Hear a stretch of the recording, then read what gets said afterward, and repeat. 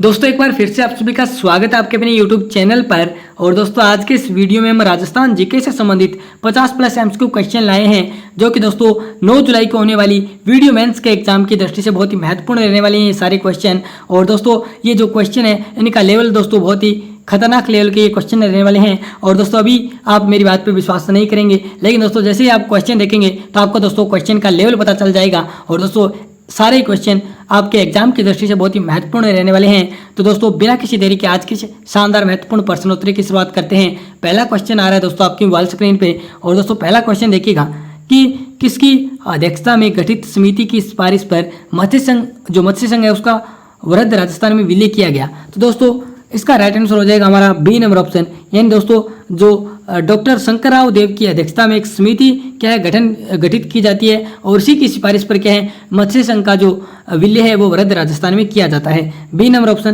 पहले का right answer हो जाएगा। अगला क्वेश्चन दोस्तों देखिएगा, दूसरा क्वेश्चन आपके सामने आ रहा है कि एकीकरण के किस चरण में प्रदेश के नाम में राजस्थान शब्द पहली बार जुड़ा। तो दोस्तों यहाँ पे आपको बताना है कि जो राजस्थान के एकीकरण के जो चरण है 7 चरण है, उनमें से राजस्थान शब्द पहली बार किस चरण में देखा गया। तो दोस्तों आप सभी जानते हैं कि जो राजस्थान का पहला चरण है उसको मत्स्य संघ के नाम से जाना जाता है, और दूसरा चरण है उसको पूर्व राजस्थान के नाम से जाना जाता है। इसका मतलब जो दूसरा चरण है उसमें क्या है पहली बार राजस्थान शब्द का प्रयोग हमें देखने को मिलता है।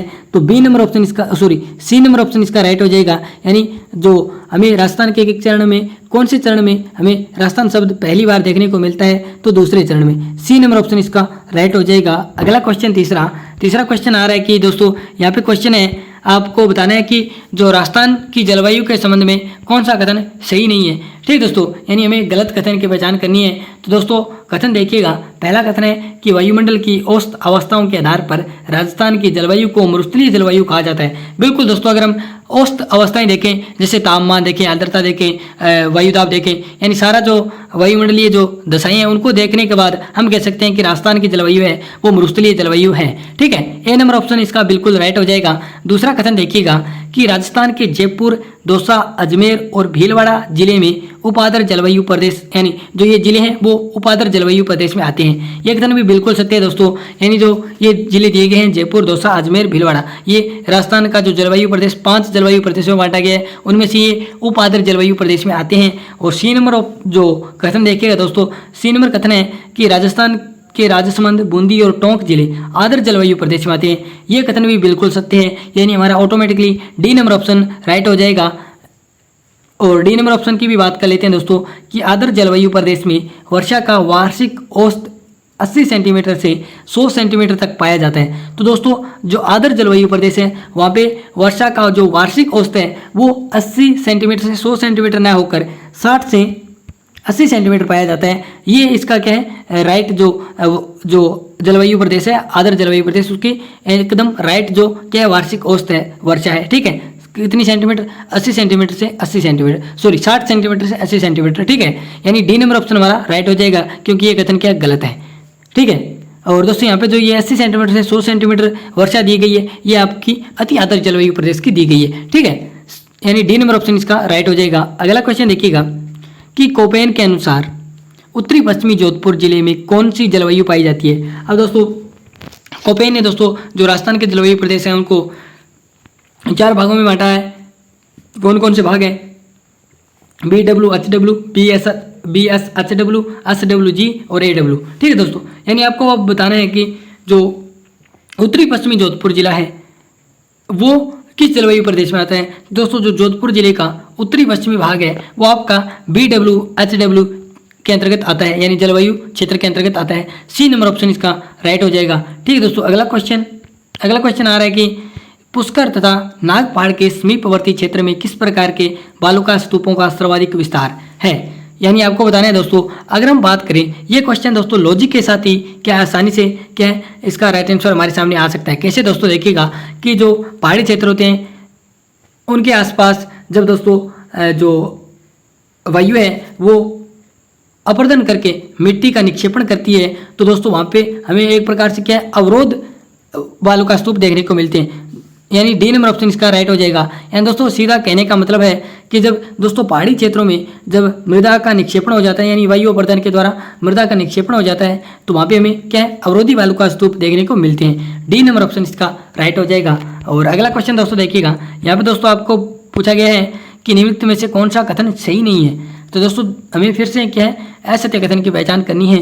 पहला कथन दिया गया है कि घग्गर नदी के पाट को हनुमानगढ़ के पास नाली कहा जाता है। तो दोस्तों बिल्कुल जो आपकी घग्गर नदी है, जिसे मृत नदी, सोतर नदी, नट नदी, द्वेषदती नदी के नाम से जाना जाता है, उसके जो पाट को हनुमानगढ़ के पास नाली कहा जाता है। पहला कथन बिल्कुल सत्य है। दूसरा कथन देखिएगा कि शेखावटी प्रदेश में कुओं को जोहड़ या नाड़ा कहा जाता है। यह भी कथन बिल्कुल सत्य है दोस्तों। जो शेखावटी प्रदेश है उनमें जो कुएं होते हैं उनको जोहड़ या नाड़ा के नाम से जाना जाता है। ये भी कथन सत्य है। तीसरा कथन देखिएगा दोस्तों कि नागौरी उच्च भूमि की खारी झीलों का नमक मैग्नीशियम चट्टानों से मिलता है। तो दोस्तों जो नागौरी उच्च भूमि की खारी झीलें हैं उनका नमक मैग्नीशियम चट्टानों से नहीं मिलता, बल्कि किससे मिलता है, माइकासिस्ट चट्टानों से मिलता है। तो यहाँ पे सी नंबर ऑप्शन क्या है, हमारा असत्य हो जाएगा।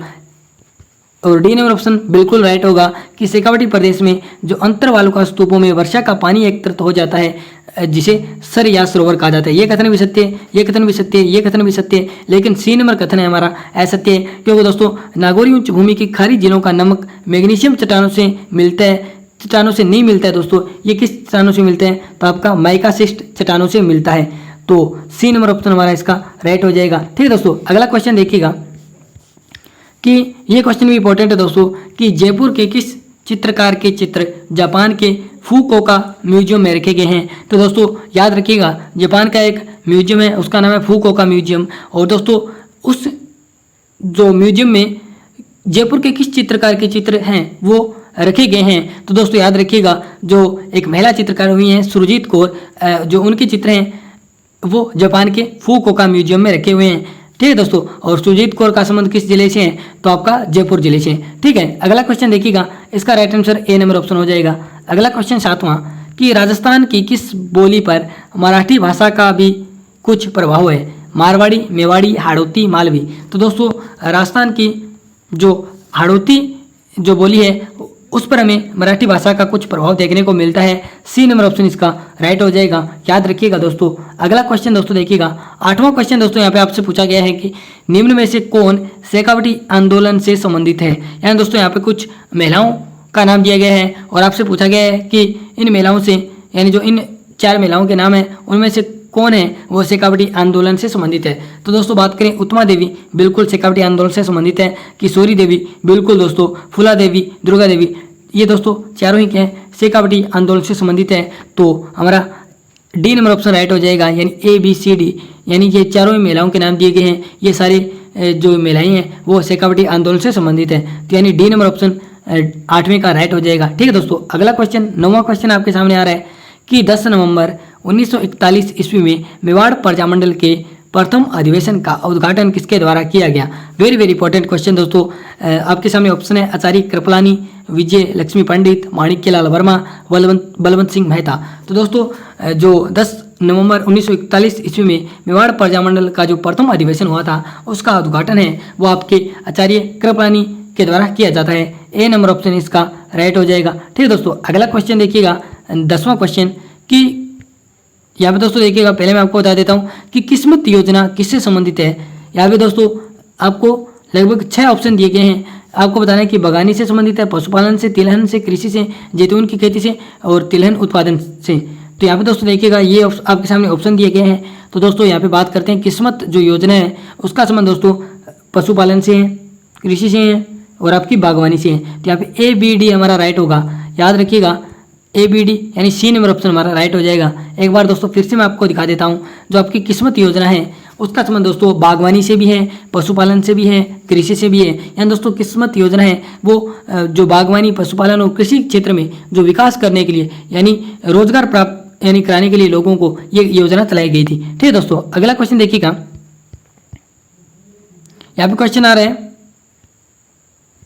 अगला क्वेश्चन देखिएगा कि माही बजाज सागर परियोजना किन 2 राज्यों की संयुक्त परियोजना है। दोस्तों ये क्वेश्चन अभी जो 2 जुलाई यानी कल जो परीक्षा हुई थी किसकी, राजस्थान पुलिस वाली की, यानी राजस्थान पुलिस की जो परीक्षा हुई थी उसमें ये क्वेश्चन सीधा सीधा था और दोस्तों आसान सा क्वेश्चन था कि माही बजाज सागर परियोजना किन 2 राज्यों की संयुक्त परियोजना है। ऐसा कैसा क्वेश्चन दोस्तों जो 2 जुलाई का राजस्थान पुलिस वाला पेपर हुआ था उसमें आया था। और दोस्तों माही बजाज सागर परियोजना का जो किन 2 राज्यों की संयुक्त परियोजना है, तो राजस्थान और गुजरात। ए नंबर ऑप्शन इसका राइट हो जाएगा।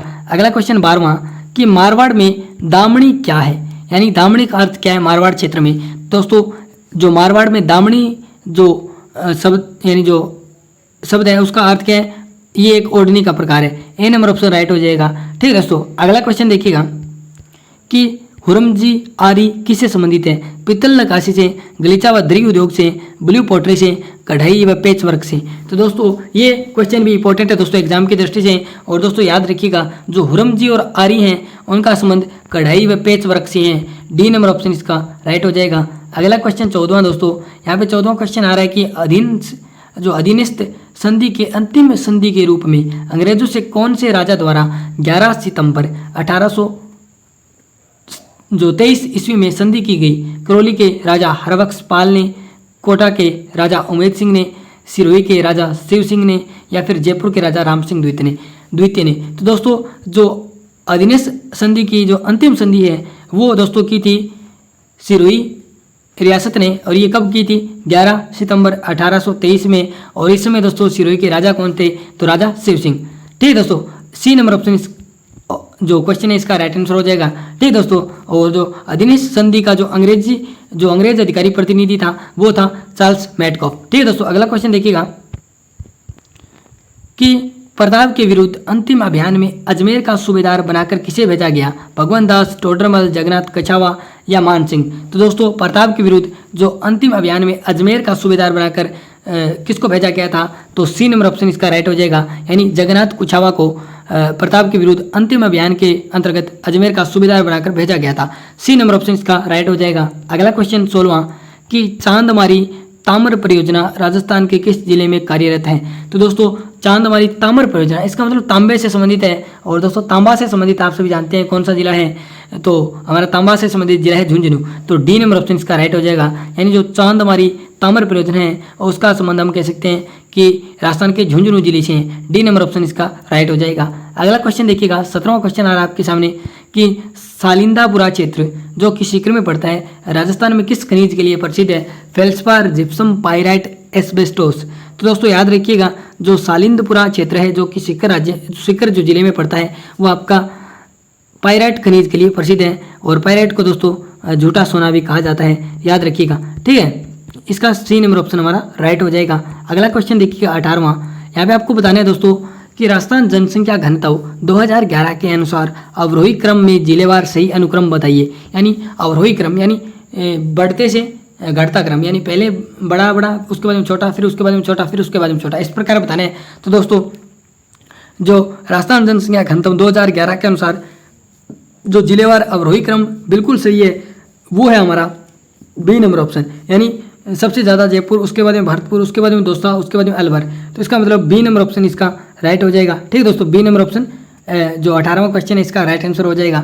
अगला क्वेश्चन दोस्तों देखिएगा, यहाँ पे क्वेश्चन आ रहा है कि जनगणना 2001 से 2011 के दशक में जनसंख्या घनत्व में सर्वाधिक वृद्धि किस जिले में हुई, दौसा में, अलवर में, भरतपुर में, जयपुर में। तो दोस्तों जो जनगणना 2001 से 2011 के दशक में जो जनसंख्या घनत्व में सर्वाधिक वृद्धि है वो आपकी राजस्थान के जयपुर जिले में हमें देखने को मिली। और दोस्तों ये वृद्धि कितनी देखने को मिली, तो यहाँ पे दोस्तों यानी आपको बताया गया है कि घनत्व 2001 में कितना था और 2011 में कितना हो गया। तो दोस्तों जयपुर जो जिला है उसका घनत्व 471 था 2001 की जनगणना के अनुसार। और दोस्तों जो 2011 में ये 595 हो गया। इसका मतलब दोस्तों ये जो वृद्धि हुई थी वो 124 की वृद्धि हुई थी। इसका मतलब दोस्तों सबसे अधिक वृद्धि जो 2001 से 2011 के दशक में जो जनसंख्या घनत्व में सर्वाधिक वृद्धि किस जिले में हुई थी, तो जयपुर में। ठीक है दोस्तों, यहाँ पे मैंने आपको दोनों ही आंकड़े जो जनसंख्या घनत्व है जयपुर का 2001 में कितना था और 2011 में कितना था, ये दोनों आंकड़े भी साथ साथ मैंने आपको बता दिए। अगला क्वेश्चन दोस्तों देखिएगा कि निम्न में से किस शहर में जो टसर विकास कार्यक्रम चल रहा है। तो दोस्तों टसर विकास कार्यक्रम है उसका संबंध जो कृत्रिम जो रेशम है उससे संबंधित है। ठीक है दोस्तों। और इसमें दोस्तों जो टसर विकास कार्यक्रम है ये मुख्य रूप से 3 जिलों में चल रहे हैं। 3 जिले कौन कौन से हैं? तो बांसवाड़ा, दूसरा कोटा और तीसरा उदयपुर। ठीक है दोस्तों, याद रखिएगा। तो इसमें हमें ऑप्शन में दिख रहा है उदयपुर, न हमें कोटा दिख रहा है ना बांसवाड़ा दिख रहे हैं, तो हमारा डी नंबर ऑप्शन राइट हो जाएगा। यानी दोस्तों आपको जो इस क्वेश्चन के अनुसार सर आपको साथ साथ में ये भी याद रखना है कि जो टस्सर विकास कार्यक्रम है जो कि उसका संबंध कृत्रिम रेशम उत्पादन से है, यह दोस्तों 3 जो राजस्थान के जिले हैं उनमें चलाए जा रहे हैं। 3 जिले कौन कौन से हैं? बांसवाड़ा, कोटा, उदयपुर। ठीक है दोस्तों, यानी डी नंबर ऑप्शन इसका राइट हो जाएगा। अगला क्वेश्चन देखिएगा कि कौन से लोक देवता राव जोधा के समकालीन हैं? ढूंग जी, जवार जी, वीर फता जी, रूपनाथ जी, हड़बू जी। दोस्तों जो आपके हड़बू जी देवता हैं यानी लोक देवता हैं वो दोस्तों राव जोधा के समकालीन है। डी नंबर ऑप्शन इसका राइट हो जाएगा। अगला क्वेश्चन देखिएगा 22वां कि राजस्थान में भक्ति आंदोलन यानी जो भक्ति मूवमेंट है उसके प्रवर्तक माने जाते हैं पिंपा जी, रैदास जी, कबीर जी, दादू जी। तो दोस्तों राजस्थान में भक्ति आंदोलन के जो प्रवर्तक माने जाते हैं वो पिंपा जी माने जाते हैं। और दोस्तों जो पिंपा जी हैं उनका संबंध जो गागरोन से हैं यानी झालावाड़ से हैं और उनका वास्तविक नाम आप सभी जानते हैं प्रताप सिंह खिंची था। ठीक है दोस्तों, अगला क्वेश्चन देखिएगा कि एडवेंचर स्पोर्ट्स के आयोजन के लिए चयनित जिले हैं। तो दोस्तों जो एडवेंचर स्पोर्ट्स हैं उसके लिए जो चयनित जिले हैं आयोजन के लिए वो आपके जिले हैं कोटा और बूंदी। बी नंबर ऑप्शन इसका राइट हो जाएगा। ठीक है दोस्तों, अगला क्वेश्चन देखिएगा कि कोटा में दशहरा मेला कब आयोजित किया जाता है? ये दोस्तों आप सभी जानते हैं कि दशहरा मेला का संबंध है वो कोटा से है, यानी दशहरा मेला कोटा में आयोजित किया जाता है। लेकिन दोस्तों आपसे पूछा गया है कि कब आयोजित किया जाता है, तो दोस्तों याद रखिएगा जो कोटा का जो दशहरा मेला है वो आपका आश्विन शुक्ल दशमी को आयोजित किया जाता है। सी नंबर ऑप्शन जो 24वां क्वेश्चन है इसका राइट आंसर हो जाएगा। अगला क्वेश्चन देखिएगा दोस्तों 25 नंबर क्वेश्चन कि भोजन थाली मेला राजस्थान के किस जिले में आयोजित होता है? तो दोस्तों आपका जो भोजन थाली मेला है वो राजस्थान के भरतपुर जिले में आयोजित होता है। तो बी नंबर ऑप्शन इसका राइट हो जाएगा। अगला क्वेश्चन देखिएगा 26 नंबर क्वेश्चन। यहाँ पे दोस्तों आपको जो मेव किसान आंदोलन था उसके संबंध में सत्य कथन है वो बताना है कि कौन सा है इन तीनों में से। तो दोस्तों पहला कथन देखिएगा कि इसका मुख्यतः अलवर और भरतपुर से संबंध है। दोस्तों बिल्कुल जो मेव किसान आंदोलन है उसका संबंध अलवर व भरतपुर जो रियासत है उससे संबंधित है। और बी नंबर कथन देखिएगा कि यह आंदोलन 1932 में शुरू हुआ था, ये भी सत्य है। और इसका नेतृत्व दोस्तों डॉक्टर मोहम्मद अली ने किया, ये भी कथन सत्य है। जिसका मतलब हमारा डी नंबर ऑप्शन राइट हो जाएगा, यानी 1, 2, 3 तीनों में क्या सत्य है। तो डी नंबर ऑप्शन दोस्तों जो 26 नंबर क्वेश्चन है इसका राइट आंसर हो जाएगा। ठीक है दोस्तों, यहाँ पे हमें मेव किसान आंदोलन के बारे में 3 बातें जानने को मिली कि मेव किसान आंदोलन का संबंध अलवर भरतपुर से है और इसके साथ साथ ये आंदोलन 1932 में शुरू किया गया था और किसके नेतृत्व में शुरू किया गया था? तो डॉक्टर मोहम्मद अली के नेतृत्व में शुरू किया गया था। अगला क्वेश्चन देखिएगा 27 नंबर क्वेश्चन कि संप सभा की स्थापना किसने और कब की? दोस्तों संप सभा की स्थापना गोविंद गिरी ने की थी और कब की थी? 1883 में। और कहाँ की गई थी? सिरोही में की गई थी। और दोस्तों जो संप सभा है उसके कितने नियम हैं? 10 नियम हैं। दोस्तों बहुत ही महत्वपूर्ण जानकारी है ये संप सभा के बारे में। तो दोस्तों याद रखिएगा संप सभा की स्थापना गोविंद गिरी ने 1883 में सिरोही में की थी और इसके 10 नियम है। ठीक है दोस्तों, बी नंबर ऑप्शन इसका राइट हो जाएगा। अगला क्वेश्चन देखिएगा 28 नंबर क्वेश्चन। ये क्वेश्चन भी दोस्तों इंपॉर्टेंट है कि बिजक डोंगरी जो कि दोस्तों जयपुर में है उसका सर्वप्रथम अशोक के शिलालेखों को किसने और कब खोजा? यानी जो बिजक डोंगरी पर जो सर्वप्रथम अशोक के शिलालेखों को किसने और कब खोजा? तो दोस्तों जो बिजक डोंगरी है उस पर सर्वप्रथम अशोक के शिलालेखों को खोजने का कार्य किया था कैप्टन बर्ट ने। और कब किया था? 1837 में।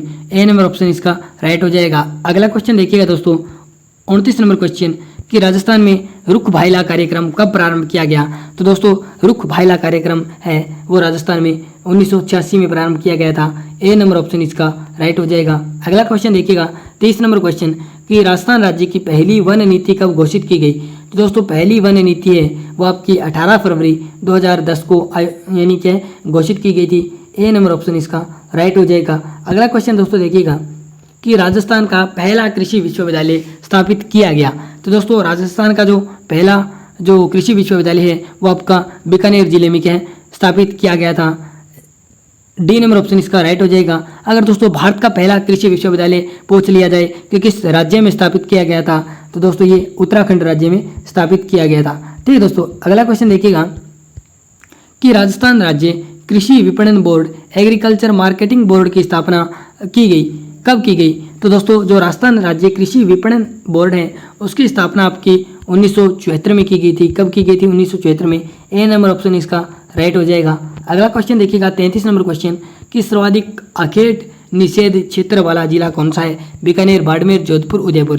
तो दोस्तों सर्वाधिक जो अखेट निषेध क्षेत्र वाला जो आपका जिला है वो होता है आपका जोधपुर। सी नंबर ऑप्शन जो 33 नंबर क्वेश्चन है इसका राइट आंसर हो जाएगा। यानी जोधपुर है उसमें सर्वाधिक अखेट निषेध क्षेत्र हैं वो मिलते हैं। ठीक है दोस्तों, अगला क्वेश्चन देखिएगा कि राजस्थान विधानसभा ने राजस्थान विशेष आर्थिक जोन विधेयक 2015 में कब पास किया? दोस्तों विशेष आर्थिक जोन यानी स्पेशल इकोनॉमिक जोन यानी सेज, उसका जो दोस्तों राजस्थान विधानसभा ने जो विधेयक पास किया था 2015 में, उसके आपसे एग्जैक्ट जो तारीख है वो पूछी गई है, कब किया गया था पास ये। तो दोस्तों याद रखिएगा जो सेज है यानी जो स्पेशल इकोनॉमिक जोन या विशेष आर्थिक जोन है, जो राजस्थान विधानसभा ने जो ये विधेयक कब पास किया था? तो दोस्तों ये किया था 6 अप्रैल 2015 को। बी नंबर ऑप्शन दोस्तों इसका राइट हो जाएगा। ठीक है दोस्तों, अगला क्वेश्चन देखिएगा 35 नंबर। ये क्वेश्चन भी इंपॉर्टेंट है कि सांबर झील में सर्वाधिक नमक लाने वाली नदी है खारी नदी, खंडेला नदी, मैथा नदी या रूपनगढ़ नाला। तो दोस्तों सांबर जिला में जो सर्वाधिक सांबर झील में जो सर्वाधिक नमक लाने वाली नदी है वो आपकी नदी है मेंथा। सी नंबर ऑप्शन इसका राइट हो जाएगा। अगला क्वेश्चन दोस्तों देखिएगा कि मुख्यमंत्री राजश्री योजना की शुरुआत कब हुई? तो दोस्तों जो मुख्यमंत्री राजश्री योजना है उसकी शुरुआत आपकी 1 जून 2016 में हुई थी। सी नंबर ऑप्शन दोस्तों इस क्वेश्चन का राइट आंसर हो जाएगा। अगला क्वेश्चन दोस्तों 37 नंबर कि सिवाना दुर्ग जीतने के बाद अलाउद्दीन खिलजी ने किले का किलेदार किसको बनाया? तो दोस्तों सिवाना दुर्ग जिसे दोस्तों जालौर दुर्ग की कुंजी कहा जाता है, उसको दोस्तों अलाउद्दीन खिलजी ने जीतने के बाद उसका किलेदार किसको बनाया था? तो दोस्तों बनाया था कुमालुद्दीन गुरग को। तो सी नंबर ऑप्शन इसका राइट हो जाएगा। अगला क्वेश्चन दोस्तों देखिएगा 38 नंबर क्वेश्चन कि मलिक शाह की दरगाह किस जिले में है? जालौर में, सिवाना में, तारागढ़ में या भटनेर में? दोस्तों मलिक शाह की दरगाह है वो आपकी जालौर किले में स्थित है, यानी ए नंबर ऑप्शन इसका राइट हो जाएगा। अगला क्वेश्चन दोस्तों देखिएगा कि ताड़ना विवाह किस प्रजाति में प्रचलित है? दोस्तों यहाँ पे दोस्तों आपने भील जनजाति में धापा प्रथा का संबंध सुना होगा, यानी धापा जो प्रथा है उसके संबंध में आपने सुना होगा। धापा प्रथा क्या होती है दोस्तों? यानी जो वर पक्ष होता है उसको कन्या पक्ष जो कन्या है उसका मूल्य देना पड़ता है। उस प्रकार दोस्तों जो ग्रासीय जनजाति है उसमें क्या है ताड़ना विवाह प्रचलित है। और दोस्तों इस जो ताड़ना विवाह में क्या होता है, जो सेम भील वाली प्रोसेस है वही होती है, यानी जो वर पक्ष होता है उसको कन्या है उसका मूल्य चुकाना पड़ता है। ठीक दोस्तों, सी नंबर ऑप्शन इसका राइट हो जाएगा। दोनों ही बातें दोस्तों याद रखिएगा। अगर भील जाति में ये प्रथा है उसका नाम धापा प्रथा है, और जो ग्रासीय जनजाति में ये प्रथा है उसका नाम ताड़ना विवाह है। ठीक दोस्तों, दोनों एक ही है और नाम अलग अलग है जातियों के अनुसार, जनजातियों के अनुसार। ठीक है दोस्तों, अगला क्वेश्चन देखिएगा। यहाँ पे दोस्तों गलत कथन छांटिए, यानी गलत कथन की पहचान करनी है। और दोस्तों पहला कथन है कि पशु पक्षियों व प्रकृति चित्रण के कारण बूंदी शैली को पक्षी शैली भी कहा जाता है। बिल्कुल दोस्तों ए नंबर कथन बिल्कुल राइट है। दूसरा कथन देखिएगा, शिकार के दृश्य होने के कारण कोटा शैली को शिकार शैली भी कहा जाता है। ये कथन भी बिल्कुल सत्य है। सी नंबर ऑप्शन देखिएगा कि राजस्थानी चित्रकला अजंता चित्रकला शैली का विकसित रूप है, ये भी कथन सत्य है। तो यहाँ पे दोस्तों डी नंबर ऑप्शन हमारा राइट हो जाएगा, यानी सभी कथन क्या है सत्य हैं। अगला क्वेश्चन देखिएगा दोस्तों, ये कथन है ये क्वेश्चन है दोस्तों कि जमुना दास, छोटेलाल, बक्साराम, नंदलाल चित्रकला की किस शैली से संबंधित है? तो दोस्तों ये ऊपर जो सभी चित्रकार दिख रहे हैं या आपकी दोस्तों अलवर शैली से संबंधित है। बी नंबर ऑप्शन इसका राइट हो जाएगा। अगला क्वेश्चन दोस्तों देखिएगा 42 नंबर क्वेश्चन आ रहा है कि ओरिएंटल रिसर्च इंस्टीट्यूट किस जिले में स्थित है? अजमेर, बीकानेर, जयपुर, जोधपुर। तो दोस्तों ओरिएंटल रिसर्च इंस्टीट्यूट आपका जोधपुर जिले में स्थित है। डी नंबर ऑप्शन इसका राइट हो जाएगा। अगला क्वेश्चन दोस्तों 43 नंबर कि वर्धमान विद्यालय की स्थापना अर्जुनलाल शेट्टी ने नए क्रांतिकारियों को प्रशिक्षण देने हेतु कहाँ पर की? तो दोस्तों वर्धमान जो विद्यालय है उसकी स्थापना 1905 में दोस्तों अर्जुनलाल शेट्टी ने जयपुर में की थी, यानी बी नंबर ऑप्शन इसका राइट हो जाएगा। ठीक दोस्तों, अगला क्वेश्चन देखिएगा। ये दोस्तों कृषि से संबंधित है कि ज्योति, RS 6 आदि किस्में किसकी किस्में हैं? गेहूं की है, मूंगफली की है, उड़द की है, जौ की है।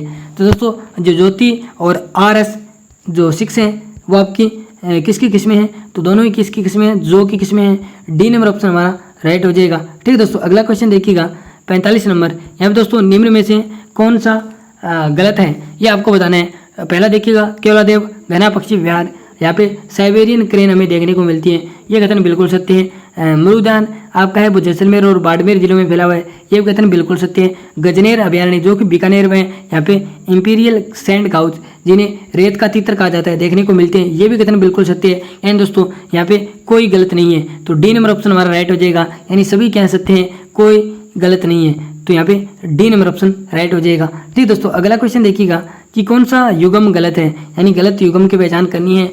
तो कुवल्यमाला जो ग्रंथ है वो उद्बोधन श्री ने लिखा था, बिल्कुल दोस्तों। अगला देखिएगा ढोला मारूरा धुआ कवि कलो ने लिखा, ये भी बिल्कुल सत्य है। पृथ्वीराज रासो बिल्कुल दोस्तों चंद्रबरदाई ने लिखा था, ये भी कथन सत्य है। लील टांस ये कथन गलत है, क्योंकि दोस्तों लील टांस है वो आपकी कन्हैयालाल सेठिया की रचना है, यहाँ पे ईश्वरदास लिखा गया है, तो ये कथन क्या हमारा गलत है, यानी हमारा राइट आंसर हो जाएगा डी नंबर ऑप्शन। अगला क्वेश्चन दोस्तों देखिएगा कि कौन सा युगम असंगत है। तो दोस्तों देखिएगा ठेवा कला प्रतापगढ़ की बिल्कुल फेमस है, ब्लू पोट्री बिल्कुल जयपुर की फेमस है, उस्ता कला बिल्कुल बीकानेर की फेमस है, अजरक प्रिंट दोस्तों बाड़मेर की क्या फेमस है, न कि जैसलमेर की। यानी दोस्तों याद रखिएगा अजरक प्रिंट और इसी के साथ साथ मलीर प्रिंट दोनों ही दोस्तों किस जिले की प्रसिद्ध है, बाड़मेर की। तो यहाँ पे डी नंबर ऑप्शन राइट हो जाएगा, यानी ये क्या है असंगत है। और इसी के साथ दोस्तों आपको एक इंपॉर्टेंट बात बताता हूँ, जो बाड़मेर है दोस्तों उसकी दो क्या है जो प्रिंटें फेमस हैं, अजरक प्रिंट और मलीर प्रिंट। और दोस्तों जो आपकी मलीर प्रिंट है उसमें दोस्तों कत्थई व काले रंग का इस्तेमाल किया जाता है, याद रखिएगा, इंपॉर्टेंट क्वेश्चन बनता है एग्जाम की दृष्टि से। देखिए दोस्तों अगला क्वेश्चन देखिएगा कि नाथद्वारा के पास मुलेला गांव प्रसिद्ध है। यानी दोस्तों आप सभी जानते हैं मुलेला गांव राजसमंद में है और ये टेराकोटा के लिए प्रसिद्ध है, यानी मरण में मूर्तियों के लिए प्रसिद्ध है। ठीक है दोस्तों, सी नंबर ऑप्शन इसका right, sorry D number option इसका राइट हो जाएगा। अगला क्वेश्चन दोस्तों देखिएगा, ये क्वेश्चन यानी इसका राइट आंसर टेराकोटा हो जाएगा। अगला क्वेश्चन दोस्तों देखिएगा 49 नंबर क्वेश्चन कि राजस्थान राज्य में अरावली पर्वत श्रृंखला की दोनों तरफ कौन सी मिट्टी पाई जाती है। तो दोस्तों राजस्थान में जो अरावली पर्वत श्रृंखला है उसके दोनों तरफ हमें धूसर मरुस्थलीय मिट्टी देखने को मिलती है, सी नंबर ऑप्शन इसका राइट हो जाएगा। और आज का दोस्तों लास्ट क्वेश्चन आ रहा है, और दोस्तों क्वेश्चनों का लेवल आपको पता चल गया होगा कि किस प्रकार के क्वेश्चन थे दोस्तों, और सारे क्वेश्चन मुझे लग रहे हैं कि एग्जाम की दृष्टि से काफ़ी महत्वपूर्ण है। और दोस्तों ये जो क्वेश्चन है लास्ट आपका, ये 2016 का जो वीडियो का जो एग्जाम था उसमें आया था कि जयपुर में राम प्रकाश थिएटर की स्थापना किस महाराजा के काल में हुई थी। तो दोस्तों आप सभी जानते हैं कि जो महाराजा राम सिंह सेकंड है उनके काल में जयपुर में राम प्रकाश थिएटर की स्थापना की गई थी। ठीक है दोस्तों, तो ये थी दोस्तों आज की हमारी बहुत ही महत्वपूर्ण प्रश्नोत्तरी जो आपका वीडियो मेंस जो कि 9 जुलाई को एग्जाम होने वाला है उसकी दृष्टि से बहुत ही महत्वपूर्ण प्रश्नोत्तरी थी। तो दोस्तों आपको ये प्रश्नोत्तरी कैसी लगी आप कमेंट बॉक्स में बताइएगा, और दोस्तों इसी के साथ साथ आप हमारे चैनल को जरूर सब्सक्राइब कीजिएगा। धन्यवाद दोस्तों, मिलते हैं नेक्स्ट वीडियो में, तब तक के लिए बाय बाय, जय हिंद जय भारत।